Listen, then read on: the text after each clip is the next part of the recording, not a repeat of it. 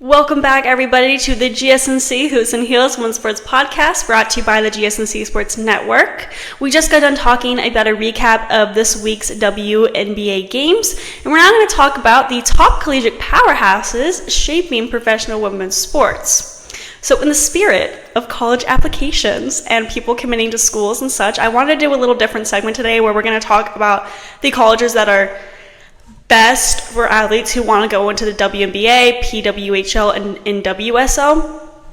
But I'll explain what I mean by all of that. So before we get started, though, I wanted to remind you guys to like and follow the show and to become a part of our show to tip and donate using the link gsmcpodcast.net. Also, this puts your questions and comments at the top of the list so they get read on the air. And of course, your support really helps the show. Once again, the link is gsmcpodcast.net. Now that we got that out of the way, it is time to get started. Okay, so we're going to be talking about the top 5 schools for the WNBA, Women's National Basketball Association, PWHL Professional Women's Hockey League, and NWSL National Women's Soccer League. So we're going to start with the WNBA. And just to clarify when I mean like the top schools, I mean the schools that have produced the most draft picks or most professional athletes. For WNBA specifically for this, we're going to be talking about the schools that have produced the most athletes into the league themselves. Not just this year, I mean since the beginning of the WNBA. So the 2 schools that have come out at the top of this list should not be much of a shocker. It is University of Connecticut and University of Tennessee. They both have over 40 players drafted into the WNBA over their 27 years of the WNBA.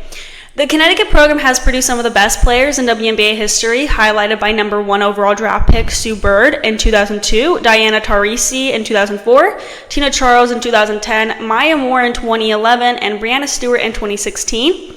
The late Pat Summitt led Tennessee until 2012, winning 8 national championships and sending plenty of lady volunteers to the WNBA. Of the 43 WNBA players drafted out of Tennessee, 29 came during Summitt's tenure, so including a pair of number 1 overall picks in Shamik Holsclaw in 1999 and Candace Parker in 2008. Third we have here is Stanford, with a total of 30 players drafted in the WNBA. Some of the most popular and standout players from Stanford, the WNBA, are Jennifer Azzi, Candace Wiggins, Nicole Powell, Kate Starbird, Caleb Pedersen, and this year's outstanding rookie, Cameron Brink. Fourth is Duke, which has produced a total of 26 WNBA players. Lindsay Harden, who was the number 1 draft pick from 2007, was from Duke. Also from Duke was Allison Bales, Chelsea Gray, Abby Weiner, Monique Curry, Elizabeth Williams, and Rebecca Greenwell. At 5th is Baylor University. The Bears men's basketball team who won March Madness like 3 years ago, I want to say their women's team is just as good, if not even better. The Baylor Bears have not, it's like hard to explain because they won March Madness, right? But then they didn't do so good the next year. Well, they did do good. When did they win March Madness? What year was it? I want to say it was 3 years ago. But the women's basketball team at Baylor is just as good, if not even better. They just get less attention, which is something that's really sad for me. But anyway. Okay, so Brittany Griner was the number 1 draft pick from 2013, and she's from Baylor. Also from Baylor is Dee Dee Richards, Alexis Prince, Kalani Brown, Lauren Cox, Chloe Jackson, Alyssa Smith, and G. Jonai Carrington were also from Baylor. Baylor had a total of 24 of their female basketball players play in the WNBA. Baylor's also tied with Georgia, who also had 24 of their players play in the WNBA. This is strange, but there has not been a number 1 draft pick who was from Georgia. Little fun fact. I did not know that, and I was kind of shocked to see that because Georgia, I thought, has always been really good at women's basketball. You would have thought that they would have a number 1 draft pick from their school.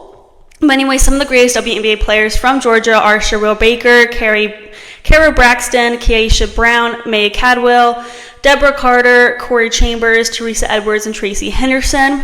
It's just so weird sometimes, there's so many players, amazing players in the WNBA, that we all hear their names all the time. We all talk about them, but we never know what school they're from because they've been in the league for so long, or you're always focused on where the rookies are from, so you just kind of don't remember where other people are from, things like that. So, I don't know. I just like knowing where some of the top athletes are coming from, just because it is interesting to see, like, Stanford is and Duke is very known for, and Tennessee is very known for softball as well. So it's funny to see that, like, these are the same schools that are known for other sports as well.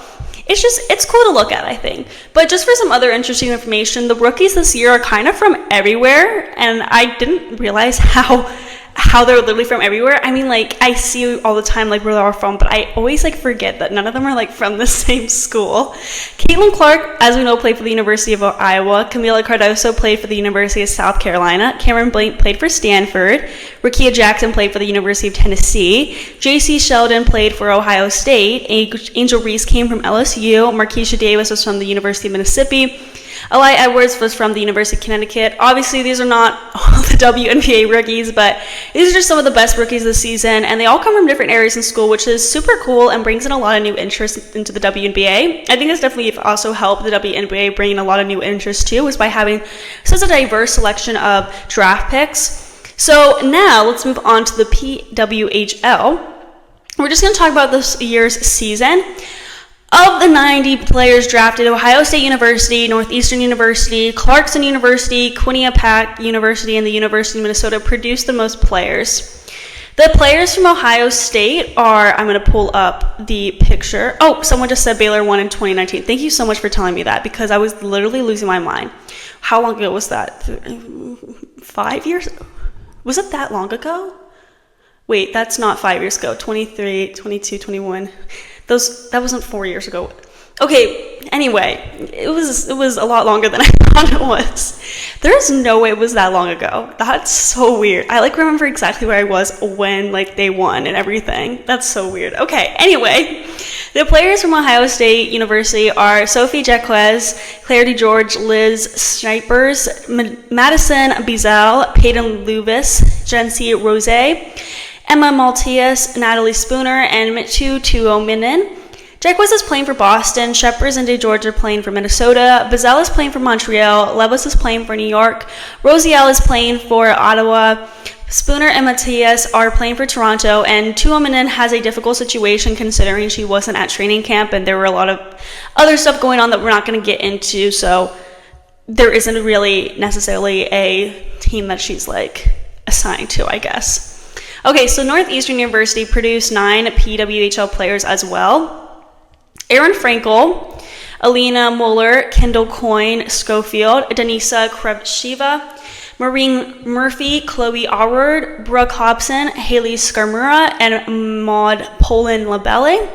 Frankel plays for Boston. Muller plays for Boston as well. Schofield plays for Minnesota, and same with Krashiva.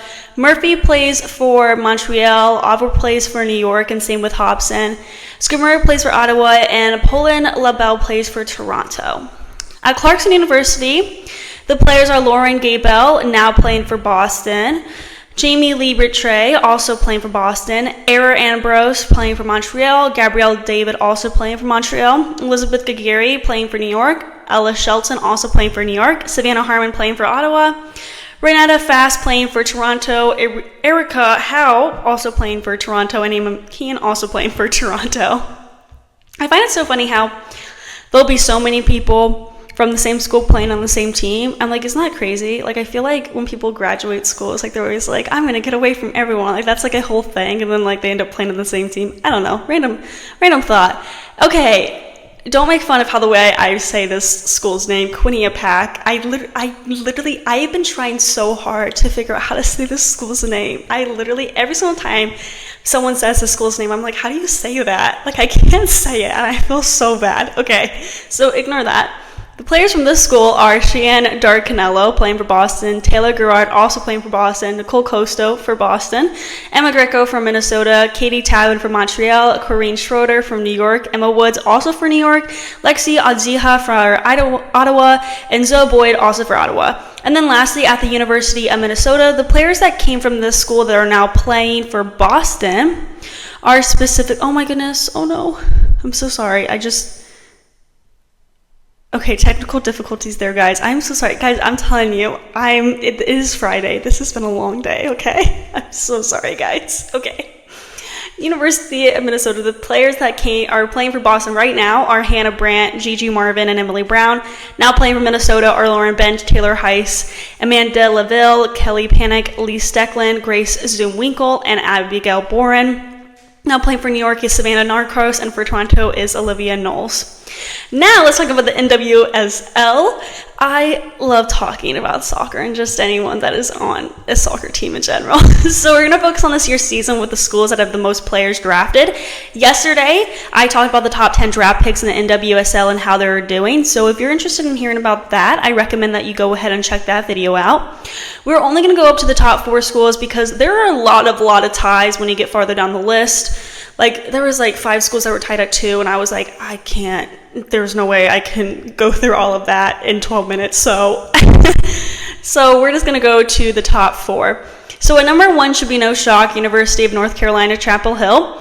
This school's really known for their soccer, honestly most of their sports, and they have the first and second draft picks who are now killing it on the field. And if you're interested in checking that out, please go check out the video. I had a lot of fun making it. Allie Sentnor was the number 1 draft pick, followed by Savy King. Sentnor now plays for the Utah Royals and has already scored multiple goals, and King plays for the Bay FC. Also from UNC is Macy Bell, the number 14th draft pick, who plays for Gotham. Sam Meza, the number 17th draft pick, who plays for the Seattle Reign FC. Avery Pedersen, the number 19th draft pick, who plays for the Houston Dash. And Julia Dorsey, the number 40 draft pick, who plays for the North Carolina Courage. Second was a tie between BYU and Penn State. From BYU is Brecken Mozingo, the number 4 draft pick, playing for the Utah Royals. Olivia Smith-Griffiths, the number 20 draft pick, playing for the Utah Royals as well. Olivia Wade-Katota, the 23rd draft pick, playing for the Portland Thorns. Jamie Shepard, the number 30 draft pick, playing for the Bay FC. And lastly, Lavina Vaca, the 50th draft pick, playing for the Bay FC. For Penn State, they had the same amount. They're tied. Those players from Penn State were Washington Spirit, Kate Weisner, Portland Thorns, Peyton Linehan, Kansas City Current, Ellie Whaler, Orlando Pride, Corey Dyke, and Portland Thorns, Catherine Asman. Now let's move on to the third, and that would be Clemson University. Those players are the number 5th draft pick in Washington Spirit's Hal Hirschfeld, the number 13th draft pick in Washington Spirit's McKenna Morris, the number 32nd draft pick in Kansas City Current's Hal Makiewicz, and Carolina Conti, who is the number 34th draft pick and is now playing for the Bay FC. At 4th, there's a 3-way tie. So yeah, like I said, there gets to be a lot of ties here. Stanford, Florida State, and Texas Tech are tied for having 3 of their players drafted in the NWSL. From Stanford, it's Bay FC, Maya Dom, San Diego Waves, Kennedy Wesley, and Portland Thorns, Katie Duong. From Florida State, it's Chicago Red Stars, Leilani Nesbeth, and Utah Royals, Lawrence Flins, and Kristen Roque. From Texas Tech, it is the Chicago Red Stars' Hannah Anderson, Orlando Pride's Alex Kerr, and Racing Louisville's Madison White. All these players were so amazing. They're all different ways. I really recommend you guys go watch NWSL games and focus on the rookies or the people that just got drafted this year, the new players, because they've really been like killing it out there for real. Like, I'm so impressed by all of them, especially Alex Tratner.